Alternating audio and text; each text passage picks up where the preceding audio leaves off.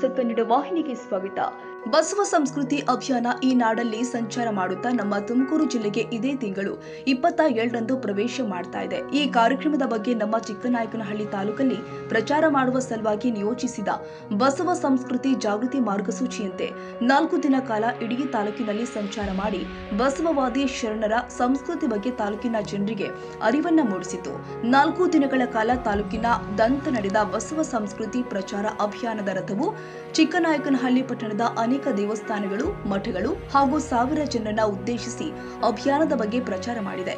ಈ ಸಂದರ್ಭದಲ್ಲಿ ತಾಲೂಕಿನ ಹಲ್ಲಿನೋಡು ಸಿರಿಮಠದ ಜ್ಞಾನ ಪ್ರಭು ಶ್ರೀಗಳು ಪೂರ್ವಭಾವಿ ಸಭೆಗೆ ಚಾಲನೆ ಕೊಟ್ಟು ಗೋಡೆಕೆರೆ ಮಠದ ಶ್ರೀ ಮೃತ್ಯುಂಜಯ ದೇಶಿಕೇಂದ್ರ ಸ್ವಾಮಿಗಳು ಹಾಗೂ ಕಂಬಡಿಹಳ್ಳಿ ಮಠದ ಶ್ರೀ ಅಭಿನವ ಮಲ್ಲಿಕಾರ್ಜುನ ಸ್ವಾಮಿಗಳು ಪತ್ರಿಕಾಗೋಷ್ಠಿ ಮಾಡಿ ಈ ಬಸವ ಸಂಸ್ಕೃತಿ ಅಭಿಯಾನಕ್ಕೆ ಚಾಲನೆ ಕೊಟ್ಟಿರೋದ್ರಿಂದ ಹಿಡಿದು ಕಾರ್ಯಕ್ರಮದ ಸಮಾರೋಪದ ತನಕ ಭಾಗವಹಿಸುತ್ತಾ ಬೆಂಬಲಿಸುತ್ತಾ ಮಾರ್ಗದರ್ಶನ ನೀಡುತ್ತಾ ಸಹಕರಿಸಿದ್ದಾರೆ.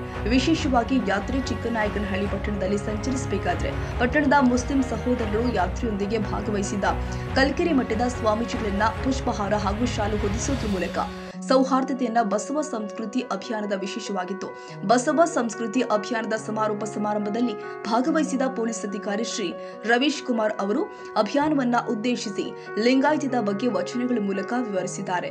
ಈ ಕಾರ್ಯಕ್ರಮದಲ್ಲಿ ಶ್ರೀ ಶಶಿಧರ್ ಹೊನ್ನೆದಾಗಿ, ಶ್ರೀ ಜಗದೀಶ್ ಗೋಡೆಕೆರೆ, ಶ್ರೀ ಬಸವರಾಜ್ ಹೊನ್ನೆಬಾಗಿ, ಶ್ರೀ ಷಡಕ್ಷರಿ ಶಂಕರಲಿಂಗಪ್ಪ, ಶ್ರೀ ಮರಿಸ್ವಾಮಿ ಹಾಲ್ಗುಣ, ಶ್ರೀ ಸುನಿಲ್ ಜೇಸಿಪುರ, ಜಿತೇಂದ್ರ ಜೇಸಿಪುರ ಹಾಜರಿದ್ದರು.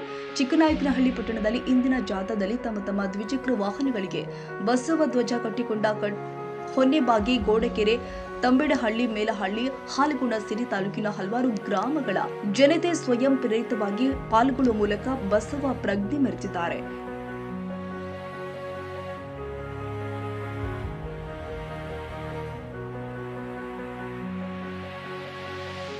ತಾಜಾ ಸುದ್ದಿಗಾಗಿ MTV ನ್ಯೂಸ್ 24x7ಗೆ ಸಬ್ಸ್ಕ್ರೈಬ್ ಮಾಡಿ ಮತ್ತು ಬೆಲ್ ಐಕಾನ್ ಅನ್ನು ಒತ್ತಿ. ತಪ್ಪದೇ ಲಿಂಕ್ ಶೇರ್ ಮಾಡಿ.